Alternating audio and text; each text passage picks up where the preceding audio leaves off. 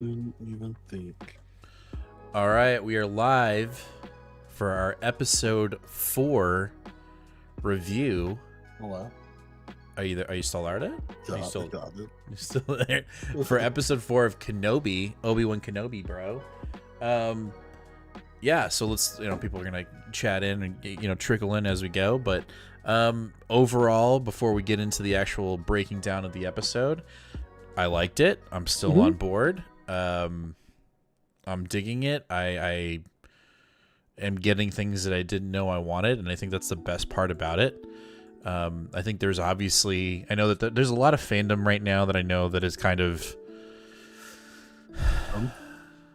dumb, yeah. But it seems like a lot of people just wanted like this to be Clone Wars Part 2, and like that's it just never was gonna be that, And I just find that hilarious. So that's my overall commentary of where we are currently, 4 episodes in with 2 more to go.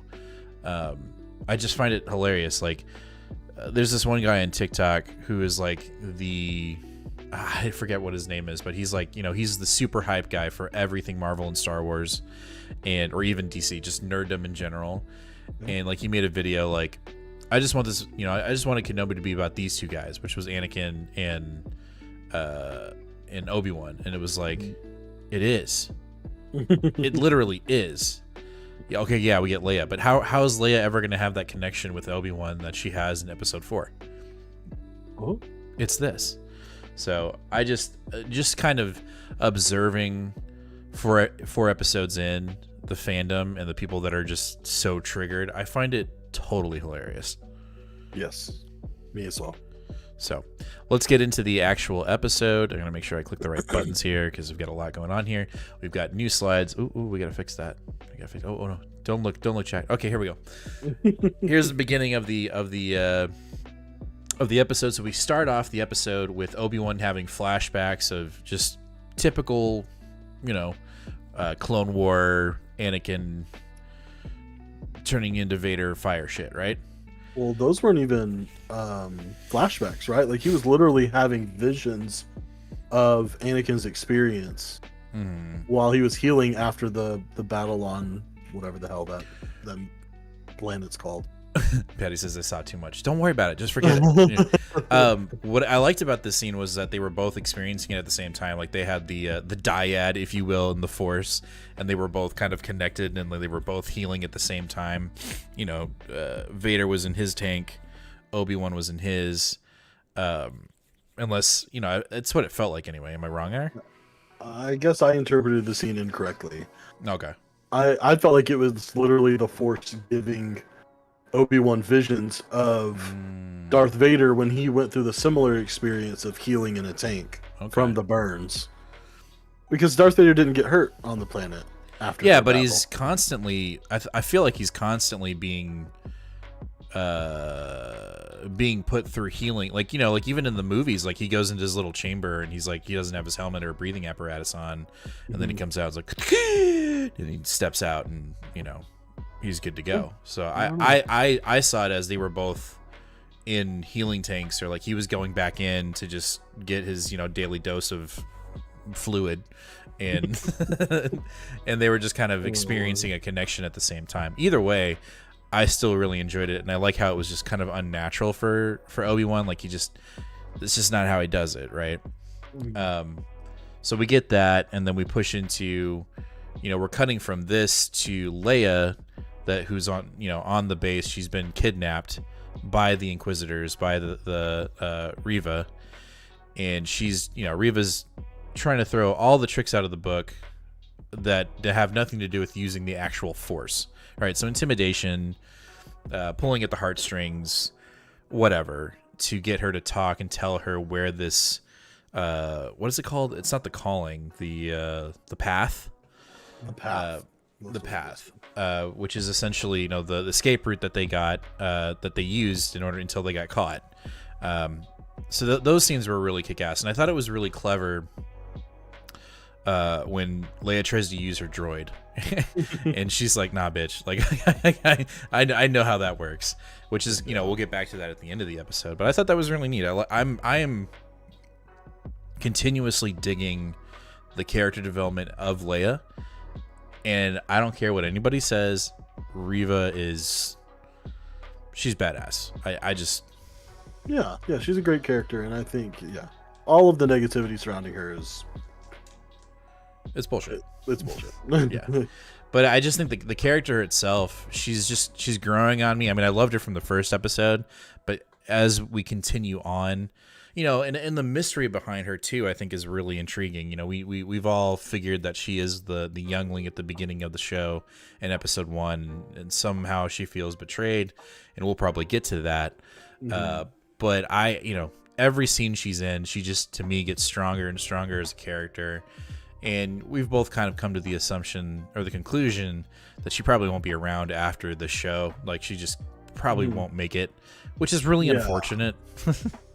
It is, but this is probably her extent of the Star Wars universe. Yeah. Do you know the actress's name? I don't. That plays Riva? Her name is Moses. That is so fucking badass. I love that. So, we get a lot of intermittent scenes cut back and forth with Leia and Riva kind of going back, just trying to figure out where the path is, and Leia is trying as hard as she can to stall, right? Because in her mind, Obi-Wan's still alive, Riva's like, he's dead, and Leia is going, there's no way. Like, no way, son. Then we cut back to the path themselves, and Obi-Wan has essentially convinced the group that they need to go save Leia. Now, this was the first time that I was a little hesitant with the performances in this minute, and it wasn't Obi-Wan, it was the central leader in the path, when he was like, the only way I'm going to help you is, or he says something where it just didn't make sense, like something like, I would never help you, but you have I have your back. The writing was a little choppy in this scene for sure. Yeah, but other than that, I dug it. The fact that he gave out the information that anyone that is Force sensitive, not just Jedis, are being hunted, which later on in the episode it gets real at that point. So you really, you get a sense of the ruthlessness of the Inquisitors in this scene. So, I'm digging it still, and you can tell that there are just these seeds of the rebellion, right? Like, obviously this is what we're building up to, right? And I would assume by episode 6 it'll have a name, or we'll see some kind of connection to Solo, right? Because in Solo, towards the end of it, they had the rebellion, it was physically created, and it had existed for at least a year or two at the end of that movie. Right. So be interesting to see if we get any of that by the end of Kenobi 6, or if we're going to continue on to it, because I know that there's also been rumor that we're getting a season 2, apparently. Yeah, because we still could have plenty of time before we have to get in between. Oh, yeah. I mean, we've got another 10 years, another 10 years or something like that, or another 9 years, something like that. Yeah, that sounds right. Yeah, so I'm all for it, but again, there was a little bit of writer weakness here, but it was just that one character. It just didn't work. The dialogue didn't make much sense. Like, you say one thing, then you do another within a split second. Like, I don't trust. Yeah, I don't trust you. All right, I got your back. All right, I'll do absolutely anything for you. Yeah. Wait, what? I was like, wait. I looked away for a second. I was like, is that the same character? Shit. What? Yeah. No, he totally said that, and I was just kind of going that one didn't work too well. But I get it. We need to get to a certain spot in a certain amount of time. So, anyway, they come up with a plan. They're going to be using. We hear the snow speeders or the land speeders in mention. So we're going to get some retro ship coming in, which actually, I guess at this point is kind of a newer ship that's kind of been designed. So that's going to be kind of neat.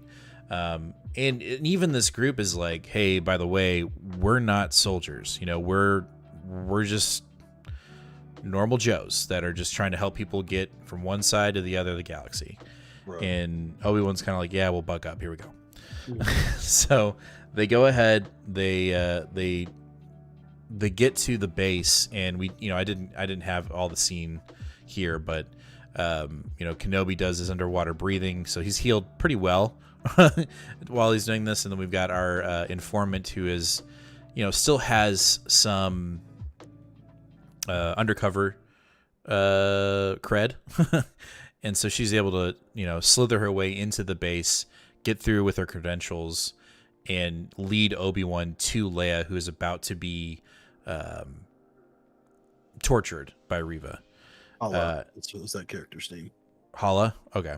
Tala. Tala, gotcha. And then there's another part of this scene where he's going, he starts from underwater, then comes up through like a tank, and he subdues a stormtrooper.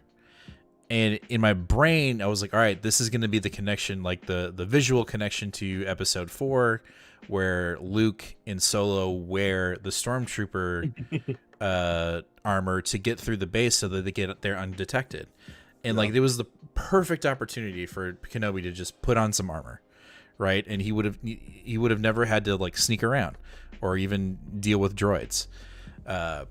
But I get it. There's got to be tension. But that's what I would have done. Like, if you're gonna choke hold a stormtrooper, strip him butt naked, take his armor, and this mission is 10 times easier. You know what I mean? Like, I don't know. Is that, or am I out of that? Am I out of line? No. I get what you're saying. I didn't think that when I was watching the show, but it makes sense. It definitely makes sense. Yeah, it was something that they probably could have set the scene a little bit better to have not left an option like that open. Yeah, like he threw him in the water or something, like something that made the suit. Or it got or he like put this his saber right through his gut, and it's just you can't walk around with a burn hole in your armor. Burn hole. Anyway, let's just say it's just Kenobi's still not quite 100% there. His logic is not all to him. Anyway, he's going through the maze. Tala's giving him instructions where to go. She almost gets caught. She has to do a little bit of choke holding. Finally get to Leia. Only with Tala having a distraction, having to essentially give away the actual coordinates and or physical location of the path to Riva, which that kind of sucked. But she had to do it. It's Leia. Like, this is royalty. We got to save it. So Obi-Wan's able to save Leia. They do get caught, and oh shit, I totally missed this part. Before he gets to Leia, this is the big like what the fuck moment in the episode, which is he comes to a lower level or a lower deck in the base, and it is filled with these tanks. I guess I don't know what it is, and it's all either Jedi or Force sensitive beings that have been captured and entombed as trophies. I couldn't tell. Like, I'm assuming they're dead, but like I couldn't tell if we were dealing with a like pseudo carbonite kind of thing. Yeah, I don't know. I'm presuming that they're dead though. I would think so. I think it's that. I don't think they're alive. I think they've been frozen in time, but there is no like reanimation. Like, it's not carbonite. Like, it's we're sitting in wax. None of them are getting Han Solo'd out of there. No, not at all. And I mean the dread on Obi-Wan's face when he comes to this realization of what it is.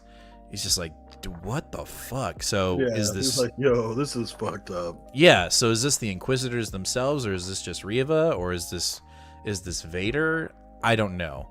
But there are, I haven't really done a deep dive or like Easter egg hunt into who's all in those chambers. I know that there are some important characters, either from games or books, or you got the youngling, which obviously there's that connection to what we think is Riva. That part was like, again, that was the oh shit moment for me in this. Well, there were two oh shit moments, but that was the first one. Just kind of like, damn, dude, like that's fucked up. I mean, the Empire in this era does not fuck around. No. Darth Vader in this era does not fuck around. No, not at all. So after this point, Kenobi's able to find Leia. They try to escape. Huge amounts of soldiers finding them. They get caught by a droid. They're in the underwater part of the base, and it looks like they're gonna lose. It looks like Tala and Leia are gonna get captured again, and Obi-Wan's holding he deflected a blast, hits some glass. All this water's about to come in, and at the last second he lets it go, lets it hit the troopers, and they pseudo escape. Right. I thought this scene took way too long. Okay. It really was drawn out to me. I felt like it was like a Dragon Ball Z episode where he was like, it would like cut to his hand and then cut to his face. Right. I can see that. I was like, yeah, I got it. He's doing it. He's Yeah, having a just hard time. let it go now. What up, Jaden? How you doing? And then he gets through the door right as the water closes on him, and there's not one single drop on the other side of the door. Yeah, right. Yeah. Well, okay. Again, there are a couple practicality. I mean, come on, But at the guys, same, at the same time, what value does that take away from the story, right? No, not at all. That was the point. Yeah. And that's the whole point. So they make their way to the landing dock of the station, and in my brain I'm like, how the fuck are they going to get out of this? Like, one, he looks like a pregnant officer because he's wearing a giant trench coat with Leia. Yeah, that was like, I was like, come on. Like, I get that stormtroopers are like half blind and they can't shoot well, so I guess they can't see that, but that was a little like 3 steps in, someone would have been like, the fuck's wrong with your hip, Right. So they get halfway through the pad. Riva figures it out, and it looks like our heroes are going to get caught. And then, lo and behold, our snow speeders show up. We got 2 of them, and they fucking wreck shop. And this is another oh shit moment for me. Thought it was really kick-ass. Now, I don't know if I made this observation or not in our previous episodes, but what I've noticed more in this show than like The Mandalorian, when ships in this show come onto screen, right? Mm-hmm. It's like, and then like it just kind of it just lands, right? Like there's no like, whoa, okay, slowing down, landing, right? But in this episode, there was a little bit of that with these speeders, right? Because there was some urgency. So when they landed, they were like, just kind of, fuck, get in. I'm about to Tokyo drift us out of here, right? But in every other shot of a spacecraft landing or taking off, it happened. And again, I know we're talking about physics that don't technically exist. This is a very nitpicky, right? But it just feels like, just land the fucking ship. Hurry, we got to get to the scene. And I'm like, you could take some more time with something landing and it's showing more weight when it lands, like there's some reverb. You know what I mean? I know that's very nitpicky. I do think it's a little nitpicky. It is, but it's because I like the show so much. There's just very little that I can be like, that's a bullshit, Even though those spaceships don't exist. Like, I get that. Like, I know I'm purely talking about a fictional spacecraft in a world that doesn't exist. Anyway, this scene was kick-ass. Right. This scene was kick-ass. Adequate firepower for what they needed to actually escape. And then when we think, all is done, any slow ramps? I don't think so. As they escape, there are 2 ships, and then as they're taking off, was it Riva that shoots it down? I can't remember how they get shot down. He throws a box of explosives. That's right. At it, and then they shoot it. It blows up. Right. So the third, or not, it's one of the other Inquisitors throws a box of explosives, and then a stormtrooper. Was it a stormtrooper that shoots it? I don't remember who shoots it. She's the one that throws it, though. Okay, if it's a stormtrooper, that's impressive, because the fact that they shot a target is, crazy as it is. And they blow up one of the one of the other guys, the path guys, and he dies. Like, he's straight up into the ocean and dies. Mm-hmm.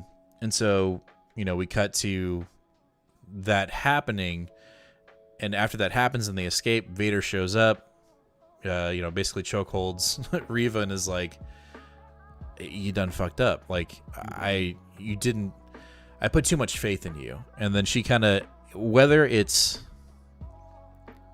clever or not, or if it's just Vader just humoring her. She essentially says that she let them escape because it'll not only will they get Kenobi when they follow, they'll get the Path. They'll get the Path organization. And she goes, I tracked their ship, and I'm going like, how the fuck did she do that? And at the end of the episode, as they're flying back to the Path and they get there, Leia's droid has been bugged, and you're just like, that's fucking clever. That made sense. Yeah, no, 100%. It wasn't like I threw a tracking thing when I threw the explosive device at their ship. No, like that was kick-ass.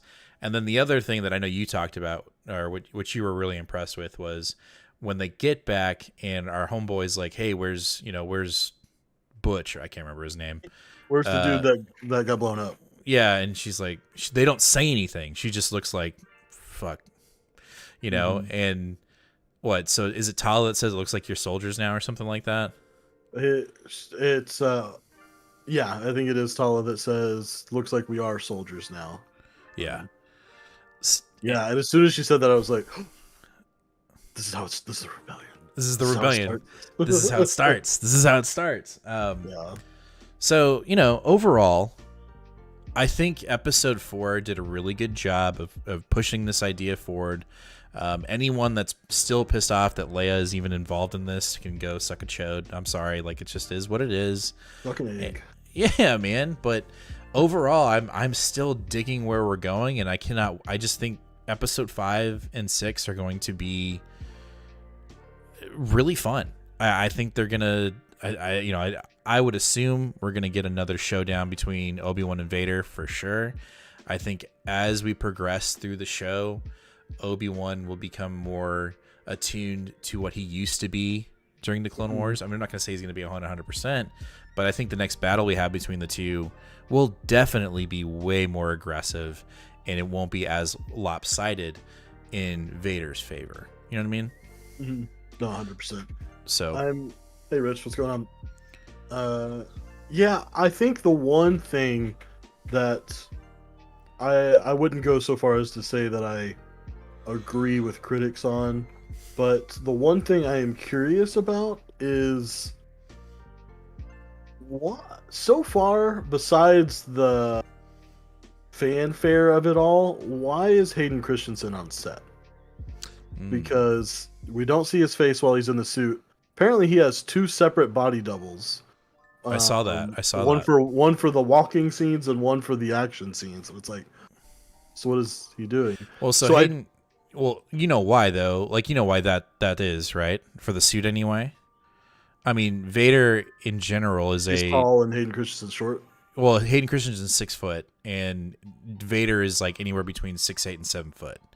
So they just have to have that. But that being said, we did see him. We did see Hayden Christensen in episode 2. Barely. But he was there, so I would assume. That's not enough. That's not enough to go through all the fanfare. And so the point I'm trying to make is, I think we're about to see some flashback. Well, no, I think we're about to see some flashback. Okay. I think we're about to see some flashback Clone Wars scenes. I think we're going to see from the original movie. Yeah. That's from the TV show, or inspired by the TV show, or I think we're about to see some scenes of Anakin and Obi-Wan maybe having a quiet moment talking about something from in between episodes 2 and 3. Okay. I think there needs to be a very clear picture. I think Hayden Christensen's this is going to sound awkward, but his natural face, just what he looks like normally, I think there's a reason why they brought him back, and I think it's because we can fuck with CGI and kind of make this look like him for just a second, like they did in episode 2, or we can bring him on, but it's going to be like a cameo, so we're really not going to walk him around the red carpet to go to all the conventions. But no, dude, they rolled him out with Ewan McGregor, and I think that just means he's going to get utilized a lot more in these final 2 episodes. I think you're probably right in the sense of flashback, but I also think we will get battle damaged Vader. I think we'll get either Kenobi lands a blow where we're seeing half of his face with the fucking red eye just being like, bitch, or we're going to get Vader without the helmet completely, Like, he's rushing out to battle and he just doesn't have time to put it on. So he's going to have the breathing apparatus, but he's not going to have the top. And it's going to be this kick-ass fight where Obi-Wan is going to have to really confront Vader and actually see Anakin's face. And I know we're we're hypothesizing and postulating that this is what's going to happen. We could be, he may not show up again. Like, That's true. that might be it. And we're going to have to deal with that. But again, overall, I am still entertained. I'm still excited to wake up when I do at 5 o'clock in the morning, and I'm like, oh, I got an episode of Kenobi to watch, and we're going to get into the other thing that we watched, because Disney was like, nah, wait, we got like a full half an hour of shit that you need to watch today, with Miss Marvel also coming out. But Kenobi overall was very fun. And I'm looking forward to issue 5, episode 5. I'm getting cross, man. Like we do comic books on this show.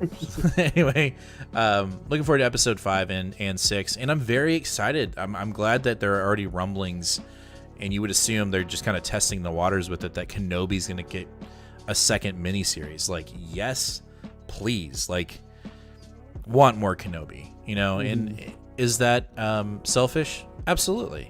Do I care? No, not at all. I'm being selfish at all. I think it's great so far. I think it deserves a second season. Absolutely. But you got anything else to add to the episode at all, or no? Nope. No, I think we got it. I think we got it all. Well, anyway, thanks guys for watching this review of episode 4 of Kenobi. Make sure to hit that subscribe button, ring that bell, give us a like, and we will be right back. If you're watching this live currently, we have another live episode coming up about Miss Marvel, so stick around for that. If you're watching this as a past episode, go check out that video too, because we're going to talk about episode 1 of Miss Marvel. But we'll catch you in the next one. Oh, and also, if you didn't know, we're a comic book channel. We review our weekly pulls every week. So if you're into that, or you're curious about comics, check out some of our past episodes, and then join us live here on YouTube Sundays 8 o'clock Central Standard Time, where we do reviews, we hang out with our community, we talk, we have a silly goose time. So check it out. But we will see you guys